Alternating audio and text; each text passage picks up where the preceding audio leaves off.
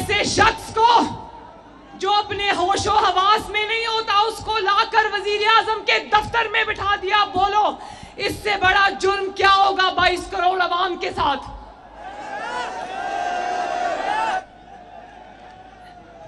एक और ये सिर्फ नाअहल नालायक बद किरदार नहीं है, ये पाकिस्तान की 75 साल तारीख का सबसे